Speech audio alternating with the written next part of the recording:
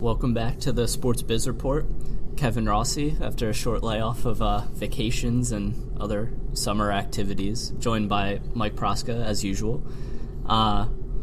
Be talking about something a little bit different this week. Last time we were here, we talked to Professor Brett Burchett about getting his doctorate. Now we're going to kind of switch gears and talk about the work of another professor and Mike himself. Dr. Starowski and Mike both worked with the SABR Convention that was in Philadelphia this year, the end of July and into the first week of August, and that just wrapped up. So Mike's going to talk a little bit about the work that they did with that and everything that went into the experience there. So welcome, Mike. Thank you. Just a little background. Dr. Starowski ran a special topics course this summer called History of American Baseball, and that part of that course was to get our students involved with the 43rd annual SABR conference, which was in Philadelphia this past weekend. And so she did a lot of work with the SABR executives, helping them out with really anything around the Philadelphia area because they're located in Phoenix. We put together the schedule for the interns to work the conference. So that's just a little background of how our program got involved working with SABR this year.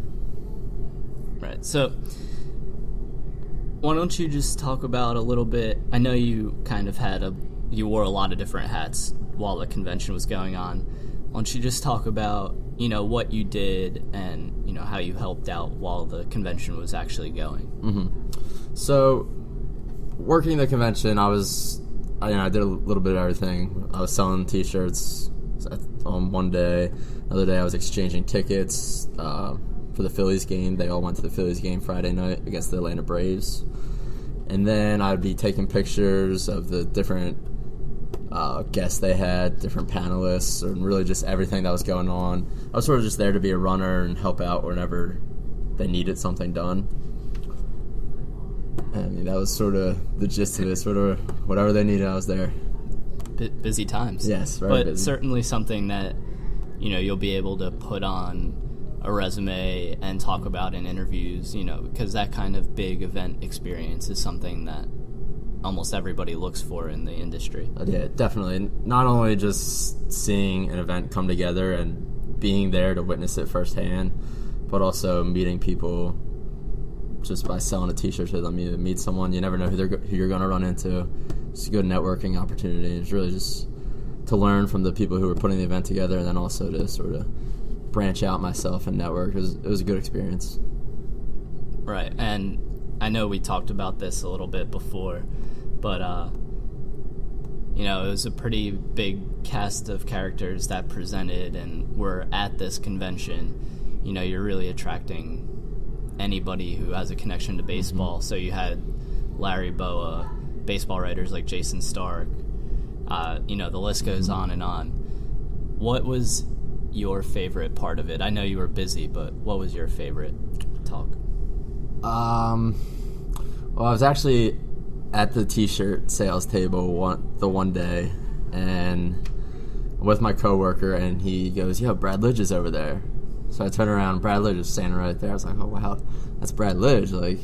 So he's like, he sort of looks over at us, and we both give him the epic pose he made when he won the World Series.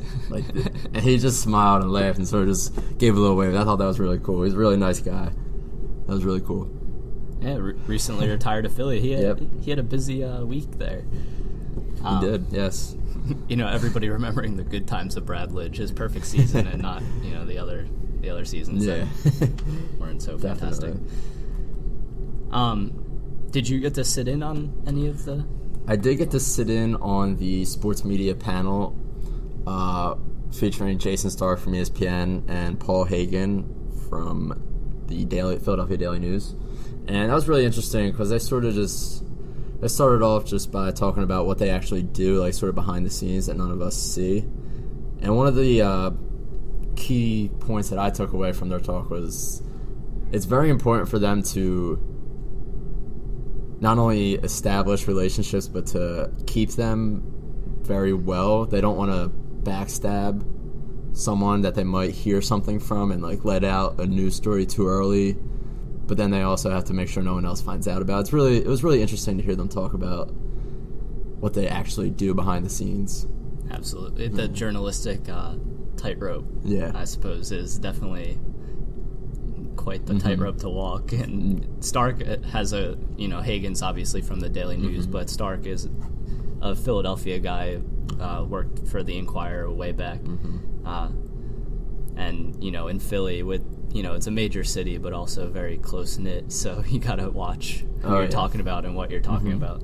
Yeah, they also, and another thing they just mentioned, especially Jason, he was talking about, social media being so evident now, and with Twitter, he's still like he tweets, and he thinks it's amazing how like he's established connections just with players, just from them tweeting him, and then like it becomes a good relationship, and then he sort of has that player as a source just from one tweet, and it's interesting to see how big social media plays an impact and all that.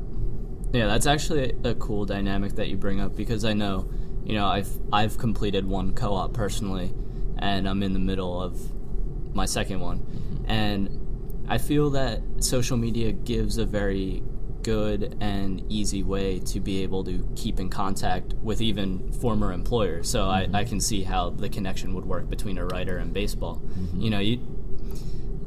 You feel a little awkward sending formal emails all the time and really trying to find a topic to talk about in an email. And, people are busy. Are they sensitive to how many emails are in their inbox? You never know with the person. But social media, if they're active on social media, they're they're there for that. Yeah, it makes it a lot easier to get a hold of them even and just leave a little drop-in note. Right, and you can see what they're talking about in real time. So, if you're reading on a similar subject as they are, drop them an interesting article that you read. Exactly.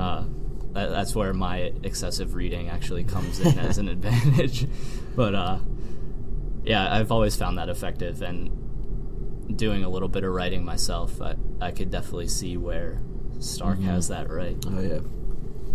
But on the flip side, I think it's interesting how many have stayed off of Twitter, how many major writers have stayed off of Twitter and social media,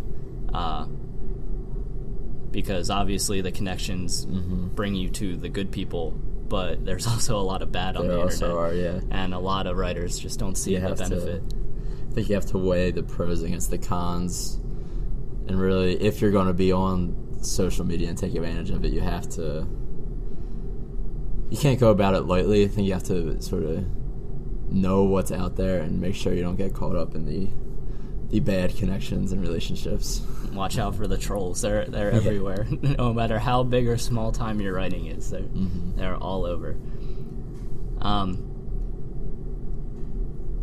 Last thing on the SABR convention,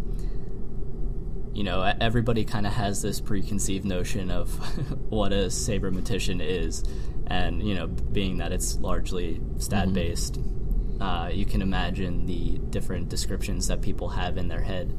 So, what does a sabermetician look like? What do they speak like?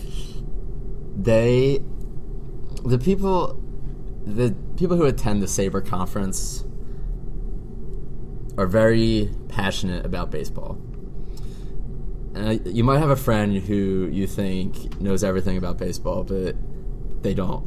Once you have had a conversation with the people who attend this they know everything. It's really amazing.